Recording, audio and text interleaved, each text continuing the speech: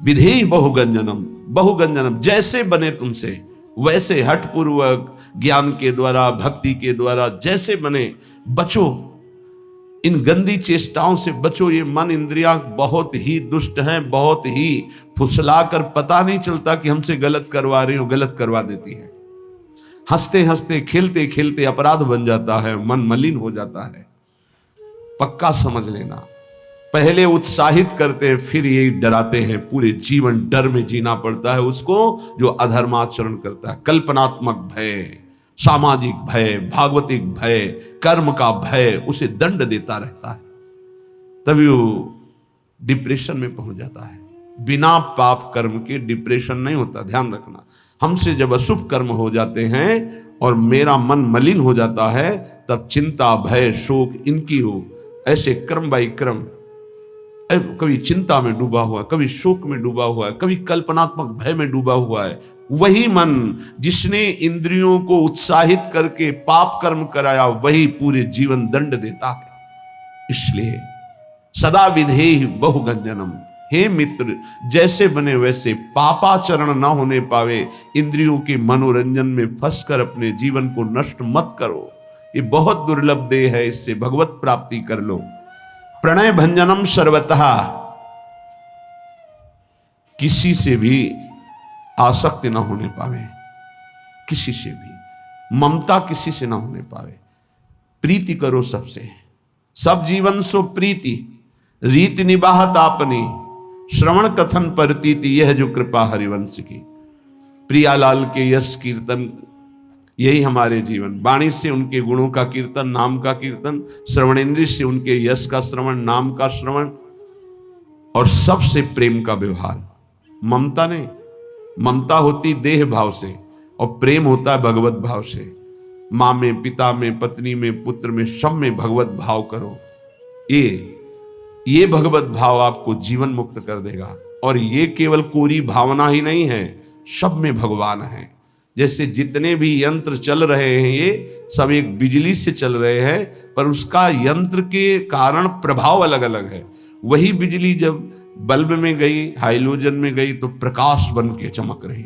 वही बिजली पंखा में हवा कर रही, एसी में ठंडा कर रही, फ्रिज में और ठंडा कर रही है, हीटर में गर्म कर रही। बिजली के ये गुण नहीं है, ये यंत्रों के गुण हैं। बिजली तो एक रस सब में जा रही है। ऐसे कोई पाप कर रहा है, कोई अच्छे स्वभाव का है, कोई बुरे स्वभाव का है, ये सब शरीर और करण, इनके प्रभाव से परमात्मा तत्व निर्लेप सब में धारा की तरह प्रवाहित हो रहा है। जैसे हर यंत्र में बिजली ही बिजली है, पर उसका प्रभाव अलग है, ऐसे ही स्वभाव अलग है। परमात्मा सब में समान रूप से विराजमान है। हमें उस परमात्मा तत्व को मान करके प्रीति करनी। भक्त मान करके जानता है और ज्ञानी जानकर मानता है, बात एक ही होती है।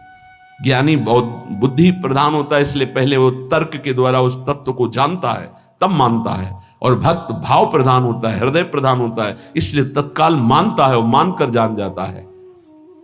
श्रीपाद कह रहे प्रणय भंजनम सर्वथा, ममता किसी से ना होने पावे, सबसे भगवत भाव से प्रीति करो। हठम ना करो, मेरी बात मान लो, हठ करके हमारी आज्ञा का उल्लंघन मत करो। श्रीपाद कह रहे बड़े कृपालु हैं महापुरुष जन। हठम ना करो, बंधने बंध जाओगे अगर मेरी बात नहीं मानोगे। श्रुतम कलत्र मित्रादिके बपुर्व्यय समीहया निवस वत्स वृंदावने। ए भाई, ये बपुर, ये शरीर, इसकी पत्नी, इसके पुत्र, इसके पिता, इसके माता, इसके भाई, इसके रिश्ते, इसके नाते, ये सब माया के बंधन हैं।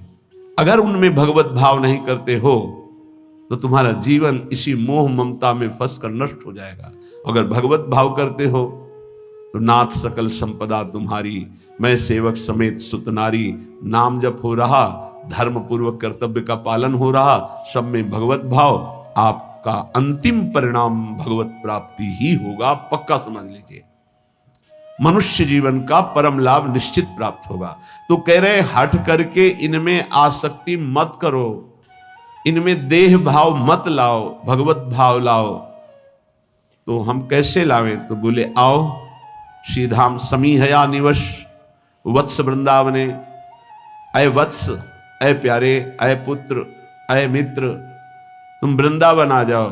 वृंदावन में तुम्हें रसिकों का संग मिलेगा और उस संग के प्रभाव से तुम सबसे प्रेम करो, लेकिन ममता किसी से मत करो, आसक्ति किसी से मत करो, मोह किसी से मत करो, खूब नाम जप करो। इसी जन्म में तुम्हें अनेक जन्मों के पापों का जो तुम्हारा संचित भंडार है वो सब भस्म करने का अवसर है। इसी जन्म में तुम्हें जो नवीन कर्म पाप बन गए हैं उनको नष्ट करने का सामर्थ्य है, अधिकार है। अगर चूक गए तो सब भोगने पड़ेंगे और अधिकार खत्म हो जाएगा। आप नवीन कर्म नहीं कर सकते किसी भी योनि में। किसी भी योनि में इतना अधिकार नहीं कि नवीन कर्म कर सके, ये केवल मानव योनि में है। ये कृपा होती जब विपत्ति आती है, प्रतिकूलता आती है। जब इस जीवन में प्रतिकूलता आई तो लगा पता नहीं कब प्राण निकल जाए। प्रारंभ में तो चतुरासी जी का गायन और चतुरासी जी का मानसिक गायन, मानसिक बार बार लगभग 1.5 घंटा में मानसिक हो जाती चतुरासी जी। मानसिक बैठे चल रहे, जो जो प्यारों से लेकर आज हुआ देखिए तो प्यारी रंग भरी, फिर उल्टा उल्टा चतुरासी जी, आज हुआ देखिए तो प्यारी रंग भरी, छाण दे माननी मान मन धरी, नागरता की रास किशोरी, वृषभानु नंदिनी मधुर कल गावे। उल्टा ऐसे श्रीमद चतुरासी पूरा रमा दे। तो जानते उसका परिणाम क्या होता है? चतुरासी जी गा नहीं रहे, वो चल रहे। जैसे मंत्राकार वृत्ति ऐसे चतुरासी जी में भगवदाकार वृत्ति। एक एक अक्षर में श्यामा श्याम है, आप सच्ची मान लीजिएगा। सेवक जी महाराज देख रहे हैं, बड़े बड़े रसिक महापुरुष देख रहे हैं, कह रहे हैं श्याम श्यामा प्रगट प्रगट अक्षर निकट प्रगट रस स्रवत अति मधुर बानी, सोज बानी रसिक नित्य निस्दिन रटत कहत और सुनत रस रीति जानी, ताहि तजी और गाँव कमहू न कछु प्राण रमि रही हरिवंश बानी। आप देखिएगा निहाल हो जाएंगे। वाणी जी के गायन, वाणी जी का चिंतन, वाणी जी का बार बार पद दोहराना। हम कह रहे हैं और पद नहीं याद, एक कोई पद याद कर लो, उसी को जैसे हम मंत्र 108 बार जपते हैं उसी को आप बार बार कीजिए। देखिए आपके अंदर कैसा आनंद और कैसा प्रकाश होता है प्रेम का। चतुरासी जी चतुरासी जी चतुरासी जी। आचार्य कृपा से, इष्ट कृपा से ऐसी हमको अमोघ वस्तु मिल गई है, बस पाए रतन चिन्हो नहीं दीन्हो करते डार। प्रपंच की बातें करने में जबान को कितना सुख अनुभव कराते हो आप, लेकिन चतुरासी जी एकांत में गुनगुनाने में नहीं। अगर हमें आचार्य कृपा से विरक्त मार्ग मिला है या वैष्णव धर्म मिला है तो हम उसमें अपनी वृत्तियों को समर्पित करें। हमारे पास ये बहुत बड़ी सामग्री मन को वश में करने के लिए। चतुरासी जी का गायन पक्का समझो, पक्का। गुरु आज्ञा पर लगे तो ये बात समझ में आई, नहीं बस पहले ये था कि गा लेते हैं, उनकी इच्छा आज्ञा है कि गा लो तो गा लेते हैं। फिर उसका जब गुरु कृपा से प्रभाव नशा चढ़ा तो अब जी नहीं सकते उसके बिना। और जी क्या सकते हैं भाव, जैसे श्वास चल रही ऐसे ऐसे रुका तो कै वाणी हरिवंश की कै हरिवंश है, नाम इसके अलावा कोई आधार ही नहीं। सेवक शरण सदा रहे अनत नहीं विश्राम। तो बोले तज्जीवेशु, ओहो हो, जिसका ये जीवन बन गया है वो जीवित ही इसी से है। धिक्कार है ऐसे साधक को और ऐसे शरीरधारी को जो भगवत विमुख मिनट गंवा दे, समय गंवा दे। बहुत बहुत कड़ुआ जीवन होता है, बहुत पश्चाताप का जीवन होता है जो जिसमें भजन नहीं होता। सच्ची माने, जिसमें नाम जप नहीं है, नाम कीर्तन नहीं, गुण कीर्तन नहीं, वो कैसे जीवित रहते हैं। यही एक बार किसी ने कहा कि भजन नहीं होता है, तो हमने कहा होता फिर क्या है। आज तक हमें यही समझ में नहीं आया कि भजन नहीं होता तो होता क्या है अंदर। तब फिर विचार में आता है कि जो किया है उसी का चिंतन करते हो, भजन किया नहीं तो भजन छूट जाए, ऐसा हो कैसे सकता है। ये बात हमारी समझ में नहीं आती कि भजन छूट गया और आप जीवित हैं, आप खा पी रहे हैं और आपका भजन छूट रहा है, मतलब अभी भजन का रंग नहीं चढ़ा है। भोजन, पानी, जीना, नींद, ये सब दुश्वार होने लगता है। भजनानंदी का भजन ही जीवन। तज्जीवेशु, वो जीता ही इसी से है। ललिता ललित बजावत बीना गुण गावत सोई जीवन जीजे। इस बात को आप पकड़ लीजिए। 10 वर्ष गुरुदेव भगवान के समीप रहकर उनकी चेष्टाओं को, एक एक चेष्टाओं को बहुत गंभीरता पूर्वक, क्योंकि महापुरुषों का संग पहले से होता रहा, ज्ञानी महापुरुषों का, तो एक एक चेष्टाओं को देखा। एक मिनट भी गुरुदेव कभी, एक मिनट भी कभी प्रियालाल से बिलक नहीं। प्रसाद पा रहे हैं तो दृष्टि कहीं और है, पता चल रहा है। प्रसाद पा के टहल रहे हैं तो लताओं की तरफ से देख रहे, तो गुनगुना रहे हैं, बस ऐसे अंगुलियां ऐसे ऐसे हो रही, पद चल रहा है। अगर मौन में है, गले में हरकत हो रही है, यहां मंत्र चल रहा है एक क्षण के लिए भी। और नित्य पद के गायन करते हुए सब ठीक। 4 बजे से 6 बजे तक केवल पद गायन की सेवा थी, केवल पद गायन की। ब्रजनोत्तर बनी भावना देख सके राधा बन की लीला, बस एक शब्द जी पूरा पद, फिर धीरे से एक शब्द। क्या इन पदों में महासुख है। मान लीजिए, आप औषधि मान करके इसको स्वीकार कर लीजिए। बड़े बड़े साधनाओं से जो लाभ नहीं मिलता, चतुरासी से विश्वास कीजिए। नाम बाणी जहां श्याम श्यामा तहां, नाम बाणी सुनत श्याम श्यामा सुबस, नाम बाणी निकट श्याम श्यामा प्रगट, तज्जीवेषु च वर्णयन समरसई संभूई संतर्कयन। बार बार लीलाओं का गायन करो, नाम कीर्तन करो, और समरसई, बहुत समझने की बात करें, समरसई संभूई संतर्कयन, अपने रस वाले ही रसिक का संग करें।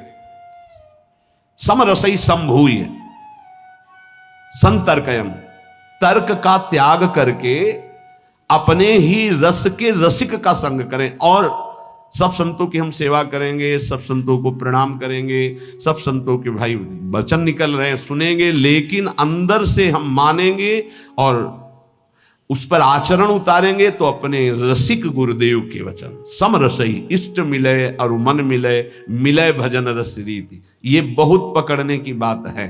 आगे कह रहे संतर्कयन। काचे धर्मी प्रकरण में श्री सेवक जी महाराज कह रहे हैं कि जो कच्चे हैं, अभी पके नहीं हैं, जिनमें कचाई है, वो कैसे होते हैं। बोले श्री हरिवंश धर्मिन के संग आगे ही आगे जो रीति बखानत, आपने जान कहे जो मिले मन उत्तर फेर चवगुण ठानत। जाके बैठ गए। अब वो रसिक महापुरुष कृपा करके कुछ बोलना चाहते तो आगे ही आगे, श्री हरिवंश धर्मिन के संग आगे ही आगे जो रीति ऐसे से ऐसा ऐसे से, और वो फिर चुप हो गए। वो कृपा करके आपको अमृत देने जा रहे थे, आप बीच में तर्क करके आपने उस अमृत की धारा को रोक दिया, तुम्हारा दुर्भाग्य। बोले ये कच्चे होते हैं, ये पक्के रसिक नहीं है, कच्चे रसिक हैं। क्या वो एक शब्द बोले या 4 शब्द बोल दिए, ये दिखाने के लिए कि हम बहुत विद्वान हैं, आप जो बोलना चाहते हैं उससे आगे भी हमको ज्ञान है। लेकिन आपको ये पता नहीं कि आपको केवल शब्दों का ज्ञान है, वो शब्दों में डूबकर उसका साक्षात्कार किए हुए हैं। उनको बोलने दो, वो जब शब्द बोलेंगे तो तुम्हारे हृदय में साक्षात्कार करने की योग्यता आ जाएगी। चुप रहो। लेकिन वो देहाभिमानी, वो कच्चाई उसको चैन से नहीं बैठने देती, वो आगे ही आगे फर्राटे भरने लगते हैं, ऐसे से ऐसे, वो शांत हो जाता। घाटा हो गया हमारा। सेवक जी कहते हैं वैसे तो बड़े अनन्यता की बात करेंगे, और बैठत जाए विधर्मिन में तब बात धर्म की एको नानत, काचे धर्मिन के सुनो छंद, धर्मी धर्म मरम न जानत। थोड़े से लाभ के लिए दूसरों की सभा में बैठ करके, थोड़ी सी सम्मान के लिए अपने इष्ट से अलग दूसरे का खान पान तो कीजिए। रसिक मंडली माय जिनके और उपासना तहां उचित ध्रुनाए,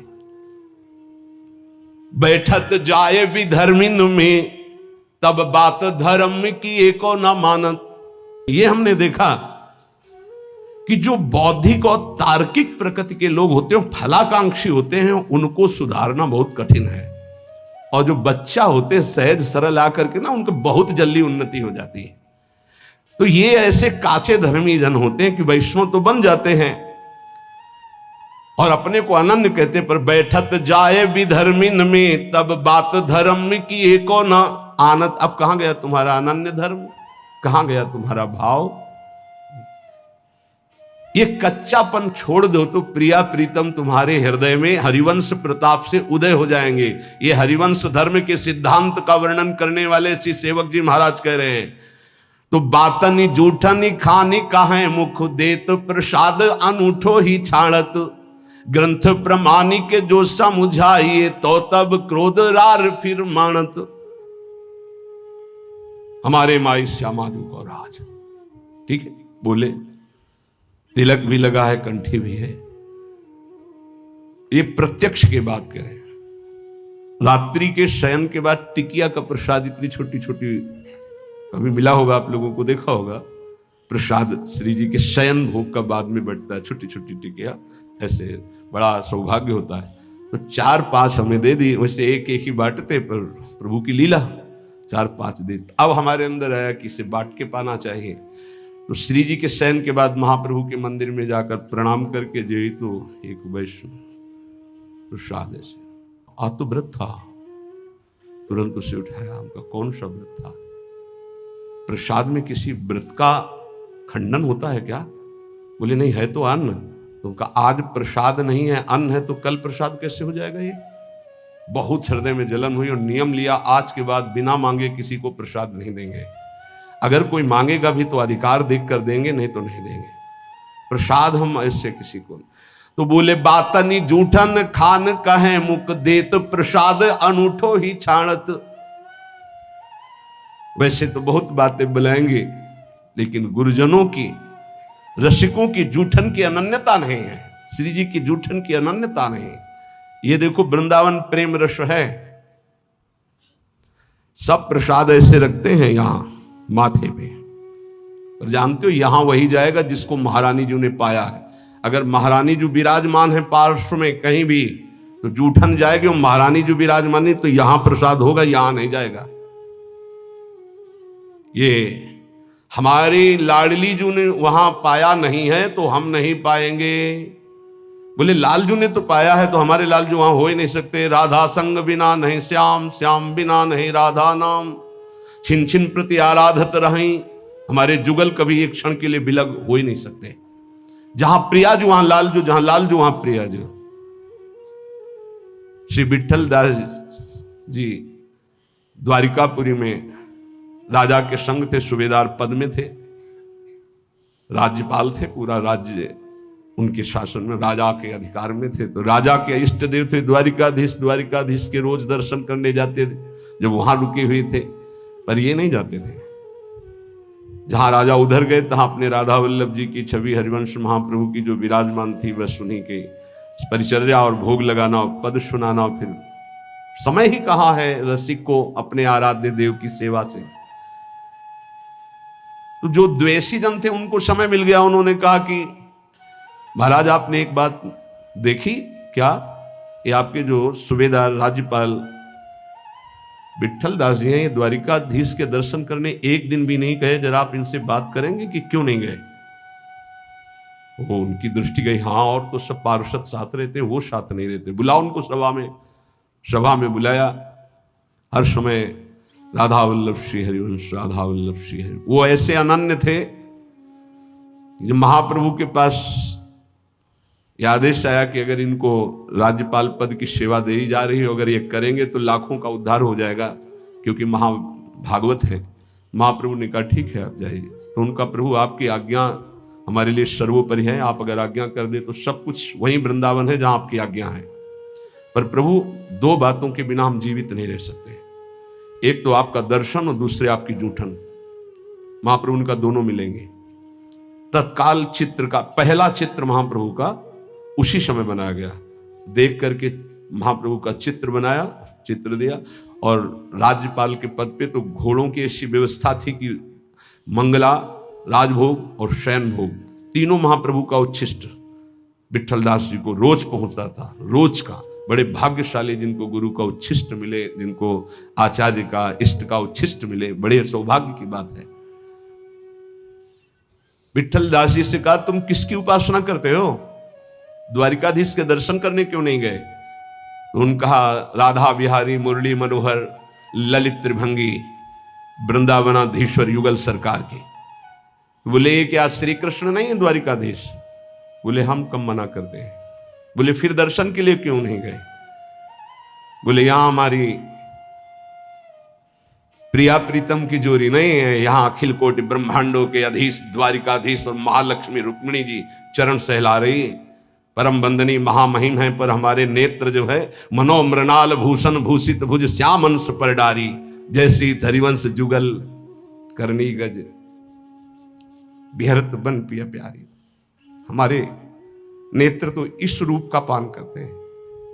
अब राजमद तो होता ही है, तो फिर मैं कह रहा हूं क्या ये प्रभु नहीं है? तो बोले फिर कह रहा हूं प्रभु हैं, पर मेरे नेत्रों को इनकी प्यास नहीं, मेरे नेत्रों की प्यास तो ललित त्रिभंगी मुरली मनोहर राधा बिहारी है। और मैं आपसे प्रार्थना करता हूं कि मुझे कहीं दर्शन करने की आवश्यकता नहीं, मेरे रोम रोम में वृंदावन कुंज निकुंजे और प्रिया प्रीतम विराजमान हरिवंश प्रताप से। राजा को आवेश आ गया, नीचे उतरे, सभा में से उनका वस्त्र पकड़ा और कहा कहां रोम रोम वृंदावन तुम्हारे है? और जे ही ऐसे अचला हटाया, वो ऐसा महान प्रताप गुरु जूठन का उच्छिष्ट का श्री हरिवंश श्री हरिवंश श्री हरिवंश सब सभा को दिखाई दिया। रूप बेली प्यारी बनी सुप्रीतम प्रेम तमाल, दो मन मिली एक भय श्री राधा वल्लभ लाल। ऐसे लता भवन मंदिर में देखो कैसा महापुरुषों के प्रति द्वेष करने वालों को भी भगवत साक्षात्कार हो रहा है। कांप गए, चरणों में साष्टांग गिरे, बोले आज से आपको कोई राजकाज नहीं, मैं नित्य दर्शन आपके श्री चरणों के करने आऊंगा। तो बातन जूठनी खान कहे मुख देत प्रसाद अनूठो ही छाड़त, ग्रंथ प्रमाण के जो समझाइए तो तब क्रोध रार फिर मानत। खान पान ये नियम ले लीजिए, खान पान तो कीजिए रसिक मंडली माए, जिनके और उपासना तहां उचित ध्रुवनाए। महापुरुष जन अपनी चेष्टाओं के द्वारा, अपने वचनों के द्वारा वही मार्ग प्रशस्त करते हैं जिससे रस की प्राप्ति होती है। अब कोई भय का विषय नहीं रह जाता, क्योंकि जिसमें हमारे महापुरुष मार्ग में चलते हैं, हमारी क्षमता नहीं है लेकिन हम उसी मार्ग के पथिक हैं। अपनी स्वामिनी जो ने जा नहीं पाया, बस वहां हमें देखना, अगर राधा नाम भी विराजमान है तो हम पालेंगे, अगर राधा नाम भी नहीं विराजमान है तो फिर या तो राधा रूप या तो राधा नाम, अन्यथा नहीं। सेवक जी महाराज कह रहे हैं कि तच्छिन छाड़ी प्रेम की बात ही फेरी जाति कुल रीति प्रमाणत। ये कच्चे धर्मी जो होते हैं ये फिर जाति पक्ष में कुल पक्ष में ऐसे वार्ता करने लगते हैं। प्रेमी जन रसिक जनों की कभी भी जाति पक्ष की बात नहीं देखी जाती है, ध्यान रखना। अभी आप पीछे रोज जो सत्संग सुनते हैं, परम महाभागवत कालिदास जी का जो थोड़ा चरित्र में बताया था कि भक्त उच्छिष्ट के लिए उन भगत का ऐसे गांव में जैसे झाड़ू भगत का, वो बहुत चतुर्वर्ण के थे, उनको आम पवाया और उच्छिष्ट सोचा कैसे मिले, तो ऐसे तो दे नहीं सकते थे वो, तो प्रणाम करके जाने की बात करके पेड़ के नीचे छुप गए। जब उन्होंने गुठली फेंकी तब उठाकर उसे, जानते हो महाप्रभु चैतन्य देव इनको कितना प्यार करते थे और कहते थे वैष्णव के बीच में कि भक्त चरणामृत, भक्त चरणरत, भक्त उच्छिष्टामृत का महत्व अगर जानना है तो कालिदास जी से जानो। ऐसा उनका प्रेम के मार्ग में जब रसिक जनों की शरणागति मिल गई तो फिर हमको भक्तों में ये नहीं देखना कि किस जाति के, अगर ऐसा शब्द आता है ऐसा भाव रखते हो तो आपके सुकृत नष्ट हो जाएंगे, परमार्थ में नहीं। अगर कंठी है, तिलक है, वैष्णव वेश है, नाम मुख में है तो अहो वत्स पचतो गरीयाम यजिभ्यागे वर्तते नाम तुभ्यम। स्वपच वाल्मीकि जी से राजसूय यज्ञ की पूर्णता हुई महाभारत में, इस पर ध्यान दीजिए। दैन्य निरंतर भगवद आश्रित और नाम जापक से बढ़कर विश्व में कोई नहीं। वो कोई भी कहीं किसी भी कुल में प्रगटा हो, वो परम वंदनीय परम पूजनीय है, वो जगत पावन करने वाला धन्य कुल है। सो कुल धन्य उमा सुन जगत पूज्य सुपनीत, धन्य सुतात धन्य सो माय संतत सकल सुनो चित लाए, श्री हरिवंश प्रताप जस। ये कच्चे धर्मी जन फिर वहां लड़ाई झगड़ा और कड़वी बात कहने लगते हैं जाति पक्ष कुल रीति की। धर्मीन मांझ प्रसन्न है बैठत जाय, विधर्मीन मांझ उपासत। ये अपने धर्मियों के बीच में ऐसे बैठते हैं मानो बहुत अच्छे बड़े रसिक हों, पर ये उपासना विधर्मियों की करते हैं, धन के लिए, भोगों के लिए। ये कच्चे धर्मी हैं। श्यामा श्याम का अनन्य केवल महारानी जो से ही उसका भरण पोषण होता है। कोई भी भक्त किसी भी प्रभु के नाम रूप का हो, ऐसे हाथ फैलाने वाला भक्त तो हो ही नहीं सकता, पक्का नहीं हो सकता, ये ऐसे नहीं हो सकता।